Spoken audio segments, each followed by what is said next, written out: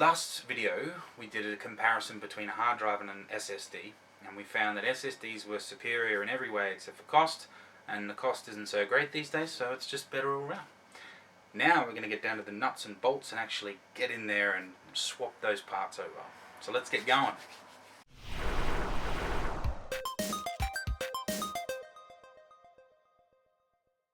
Okay, so here we got a Dell D620 I had laying around. We got a SSD and some extra RAM just to bring it up to spec. First things first, remove the battery. Come on. There we go. Once the battery is removed, there's an inspection plate over the memory. So you just undo that and it'll open up. On this one it's only got one stick, but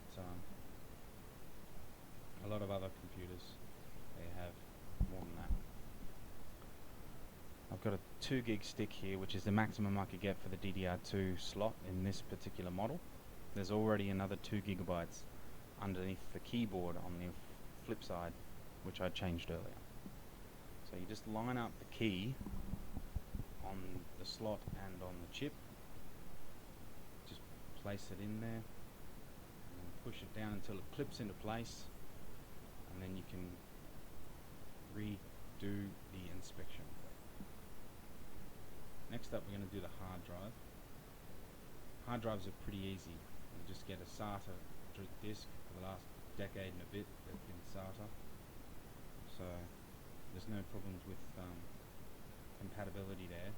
Whereas the RAM, there's different ones. There's DDR, there's DDR2, there's DDR3, and now there's even DDR4. So make sure you do your research before you actually buy the part and get the right one for your system. This is an 80 gig drive. The replacement is a 120 gig, so it's going up in capacity as well as speed and power efficiency.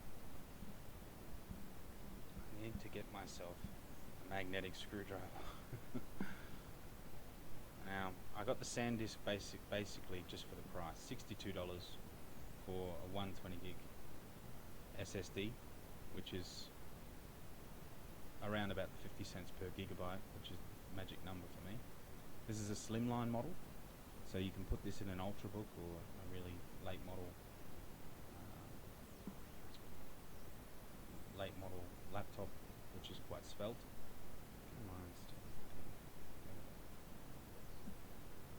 So, like I said, this is a slim one, so it fits in mine and it'll fit in yours.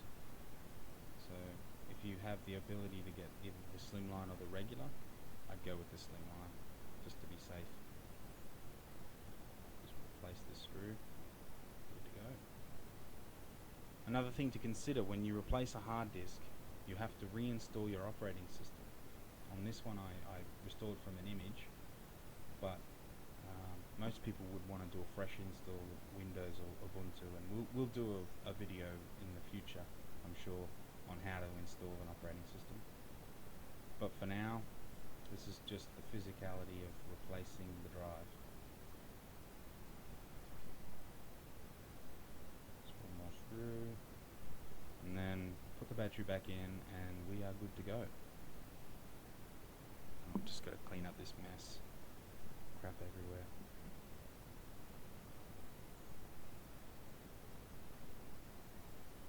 Battery back, and we're done.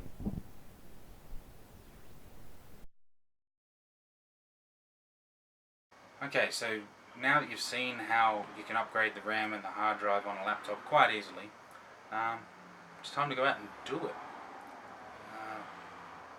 Sometimes you will have troubles that you can't foresee. Like me with my 64-bit operating system, a 64-bit CPU, but a 32-bit motherboard. That threw me for a 6, but I've still got 3.24 gigabytes of usable memory, and that's pretty much what you need these days. So go ahead and have a go, because if you never do, you never know. See you next week.